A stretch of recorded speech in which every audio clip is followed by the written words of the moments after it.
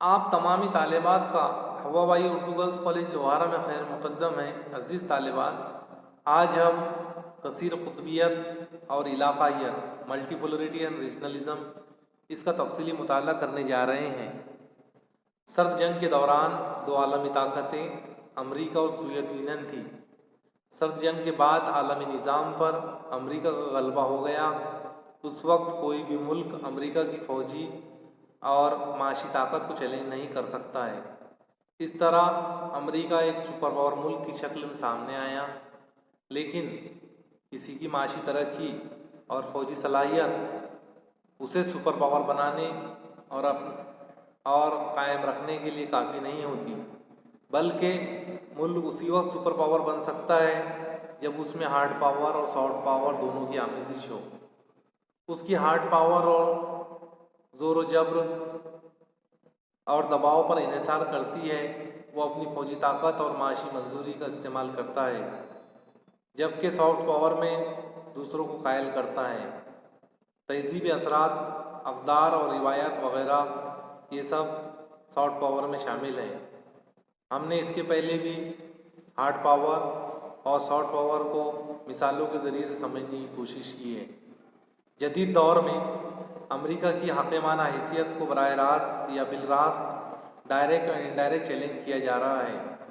मिसाल के तौर पर यूरोप में माशी व इलाकाई इंज़माम से यूरोपीय यूनियन EU की तश्कील अमल में आई। आलमी निज़ाम में एशिया में चीन, जापान और भारत का उरूज हुआ। फ़ौजी लिहाज से रूस में नई ज़िंदगी पैदा हुई और नई इलाकाई तंजीमों का भी वजूद हुआ। इन सब की वजह से दुनिया कसीर क़ुतबियत में तब्दील हो गई और इस तरह वाहिद क़ुतबियत का ख़ात्मा हो गया। वाहिद क़ुतबियत की हुकूमत करने वाले मुल्क अमरीका के लिए आज चीन एक चैलेंज बन चुका है, क्योंकि चीन की आलमी हैसियत व मकाम में दिन ब दिन इजाफ़ा और तरक्की हो रही है और वो 1970 की दहाई के दरमियान बहुत तेज़ी से तरक्की पर गामज़न है। जब से चीन ने डेंग ज़ियाओपिंग की क़यादत में मार्केट रिफॉर्म को मुतारिफ़ किया है, 1990 की दहाई से चीन की तरक्की का ड्रामाई दौर का आगाज़ हो गया।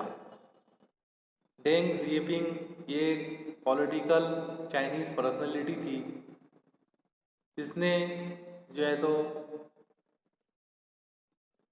चीन की एग्रीकल्चरल, ज़राअती और इकोनॉमिक माशी तरक्की में काफ़ी अहम रोल अदा किया है।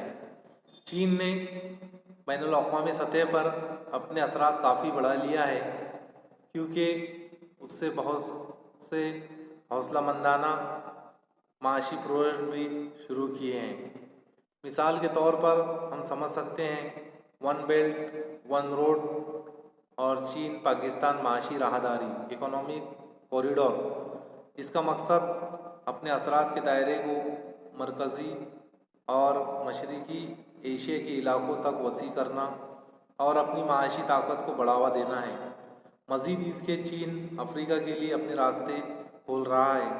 इससे ये मालूम होता है कि वो अपने असर और रसूख को अपने पड़ोसी ममालिक से बहुत दूर तक फैलाना चाहता है। फ़ौजी लिहाज से भी चीन के हौसले काफ़ी बुलंद हैं, क्योंकि वो बहरी व हवाई ताकत हासिल करना चाहता है ताकि चीन जनूबी समंदर में अपने दावे की तकमील कर सके। क्या आप मालूम कर सकते हैं वन बेल्ट वन रोड और चीन पाकिस्तान इकोनॉमिक्स कॉरिडोर पॉलिसी क्या है?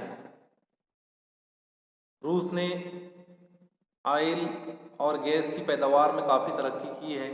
रूस एनर्जी के शोबे में सुपर पावर बनकर उभर रहा है। आज के दौर में माशी इस्तेकाम ने कौमी फ़ख्र और फ़ौजी दावेदारी के एहसास को बढ़ावा दिया है।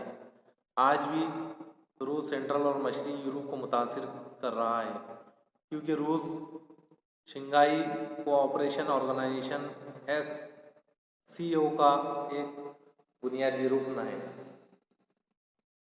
SCO को हम थोड़ा तफसीली समझने की कोशिश करेंगे कि SCO क्या है। ये एक यूरेशियन सियासी, माशी और सलामती तंजीम है इसका क़याम 2001 में शंघाई में हुआ है।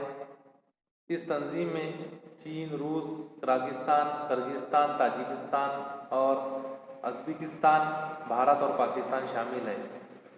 इस तंजीम का मकसद, बुनियादी मकसद जो है तो ख़ित्ते में अमन व इस्तेकाम का क़याम है, मसाइल को सियासी मुज़ाकरात से हल करना है और बाहमी माशी ताउन देना है। इस तंजीम का जो दायरा कार है वो बाहमी ताउन है, बाहमी तिजारत है, रिसर्च है और टेक्नोलॉजी के शोबाजात में मौसर ताउन देना है। आज इंडो पैसिफिक इलाका बहुत अहमियत हासिल कर रहा है क्योंकि एशिया में चीन, जापान, भारत और दूसरे ममालिक माशी तरक्की की क़यादत कर रहे हैं। जुनूब चीनी समंदर के तनाज़ात की वजह से आसियान की अहमियत और बैरुल-अल-क़ाइल के ख़त्ते में अमरीकी मफादात की वजह से भी इस ख़त्ते की अहमियत में इजाफ़ा हो रहा है। मुस्तक़बिल में भारत को इस ख़त्ते में बहुत ही अहम किरदार अदा करना है। आसियान का जो लॉन्ग फॉर्म है वो association of south east Asian nation है और ये ऑर्गेनाइजेशन में जनूबी एशिया के 10 ममालिक शामिल हैं। आप तमाम ही इन तफसीलात को अपने कॉपी या नोटबुक में दर्ज कर लें। नाज़रीन इकराम, आपसे एक अहम गुजारिश है, हमारे इस यूट्यूब चैनल को लाइक और सब्सक्राइब ज़रूर करें।